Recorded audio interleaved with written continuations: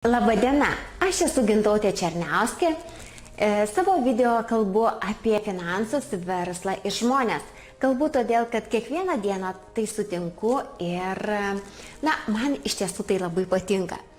Ir šiame video aš kalbėsiu, kaip veiklos rezultatas veikia šeimą.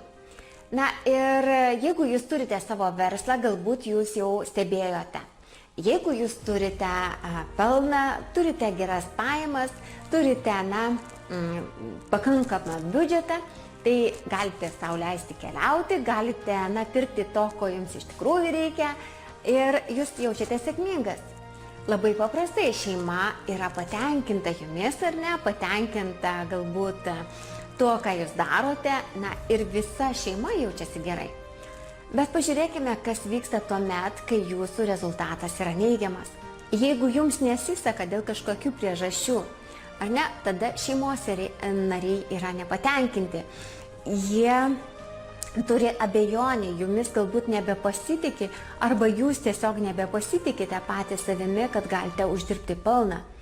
Reiškia, čia mes turime tą tokią neigiamą jausmą, kuris mus pačius nervina, ar ne?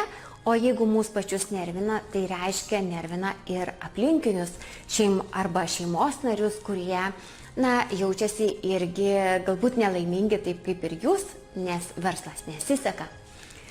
Iš tiesų čia nėra paslaptis, ar ne, kad mes visi norime to teigiamo rezultato, bet kartais būna taip, kad viską išbandėme ir tie seni metodai, kuriuos seniau sėkmingai taikėme, jie nebeveikia. Ir jums galbūt reikia tų pokyčių, ar ne, įdėti į tą verslą, kad vėl kažkas pradėtų judėti tą linkme, kurią jūs norite, kad judėtų tas pats verslas. O šeimos nariai, jie paprastai ne visada gali priimti tas naujoves, kurias jūs norite integruoti. Tai visada žiūrėkite, gal yra kažkoks būdas, kaip jūs galite gauti tą palaikymą iš savo šeimos, jeigu turite neigiamą rezultatą.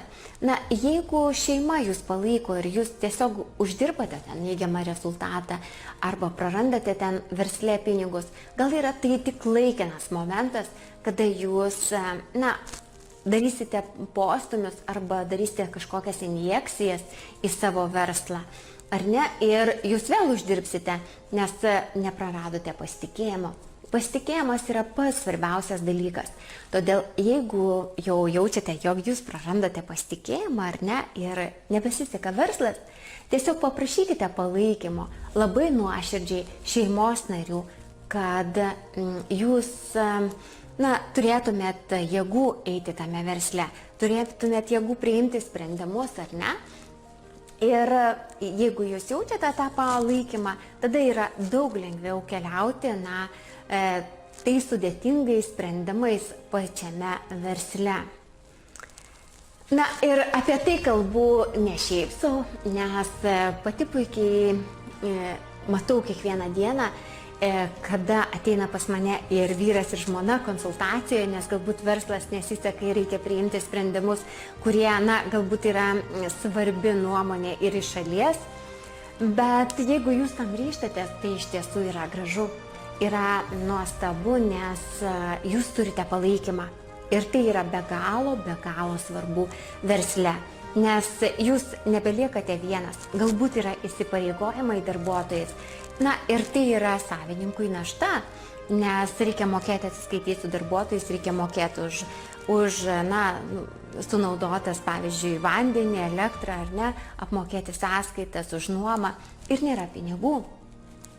Ir tuomet įsijungia tas šeštasis jausmas, kad jūs turite daryti kažką kitko, turite judėti tą linkmę, kurioje galbūt tą linkmę, kurią jūs nejudėjot, nes ekonomika galbūt pasikeitė. O kad ir šeima jaustųsi gerai, ar ne, ir verslas sektųsi, tad vis dėlto nepamirškite, jog reikia skirti ir šeimai laiko, ir tai būsite tikrai labiau sėkmingi, nei eisite vienas. Šiame video tiek, sėkmės jums darbuose ir iki sekančio susimatymo.